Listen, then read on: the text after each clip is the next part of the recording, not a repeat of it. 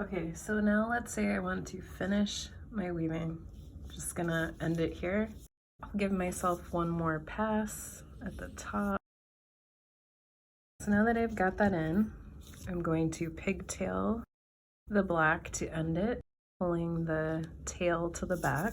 So all the weft is done. Now I'm gonna take my warp thread, and just like we started, I'm gonna measure it twice across and give myself a little extra room for knotting and everything. Okay, so for the twining again, take each end around that first thread. So I'm going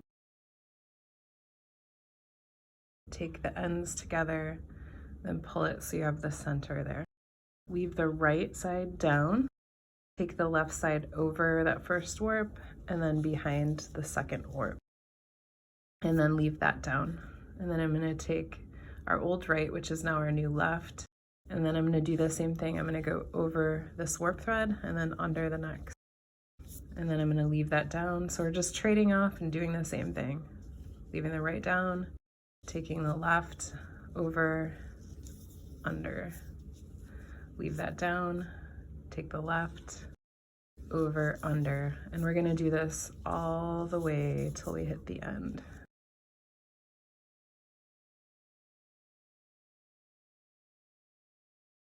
All right, so we've ended weaving and it's not going to go anywhere. At this point, I can cut off my weaving. And what you want to keep in mind is that you want enough warp thread. Like if you wanted fringe with the warp thread, you want to make sure you have that. I always give myself a little extra just to make sure. So let's just give ourselves a few inches. You could do even to the top. And we're just going to cut it across. Same at the bottom. And at the bottom, I can just cut the loops towards the copper pipe. This should pull out. You might have some of your knots that stick. You can just cut those off. We don't need the guides anymore, so you can cut those out. So we're left with this. The yellow is that waist that we wove in, so we're just gonna pull that out. You just wanna make sure it doesn't tangle.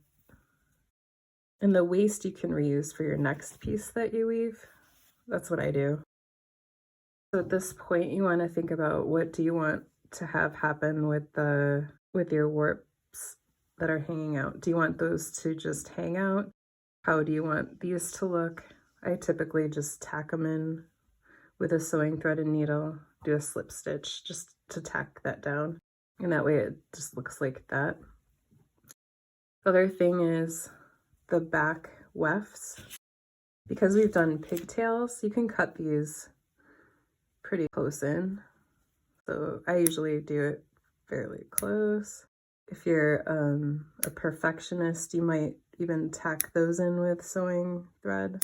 I usually do the sides because sometimes if it's a piece that my friend is gonna hang, you can see it's gonna stick out like that. So I usually tack the sides in with a sewing thread and needle. But I typically just trim all these fairly close, not super close.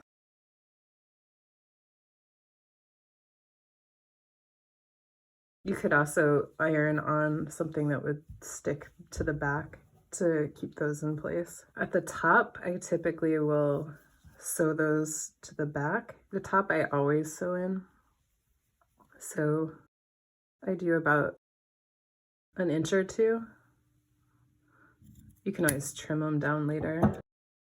And then sewing thread and needle.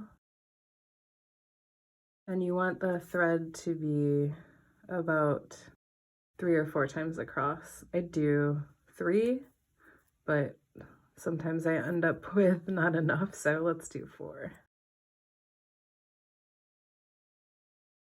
And then you take 2 of the ends together, the 2 on the left, and you're going to take I usually go about 1/2 inch to 1 inch down, depending on how big the size of the piece is. This we could probably do 1/2 inch. I'm going to sew around that second warp thread. So I stick my needle in, go to the front, stick that back through around.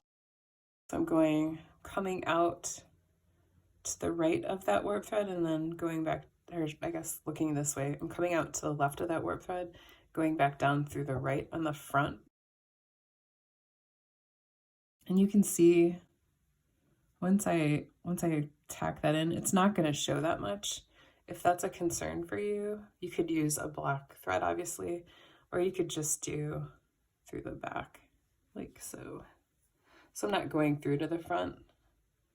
I'm just kind of sewing it in through. I guess I need to make sure that tail's long enough.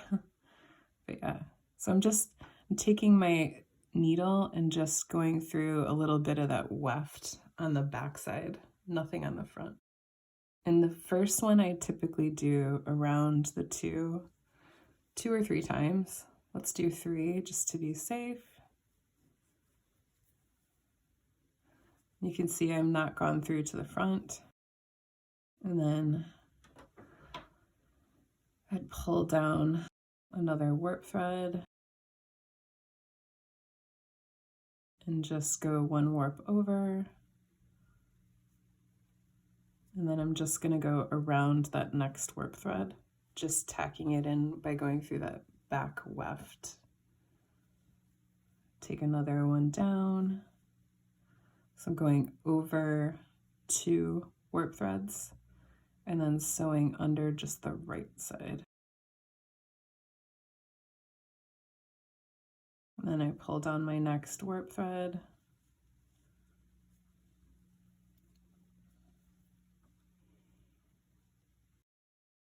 I'm just going through, like, I'll show you, like just like this through the weft, but you want the stitches to kind of be at the same level. If a piece of masking tape helps you to keep these level, by all means do what works for you, but you want these stitches to kind of be even.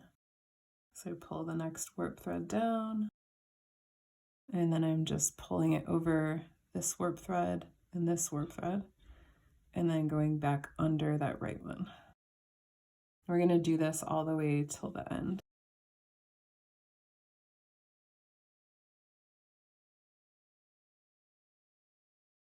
And you can do this on both ends. Like if I didn't want the bottom warp ends to show, I could do this on the other side of this weaving as well. And these last 2, I'm going to just do those both together like how we started. Hold those down, and you can see this time I'm going over 3.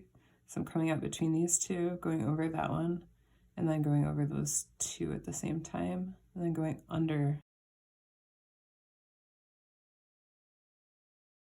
Let's do about three times around. See, I probably want to sew that down. That's what that will give you as a look for the top.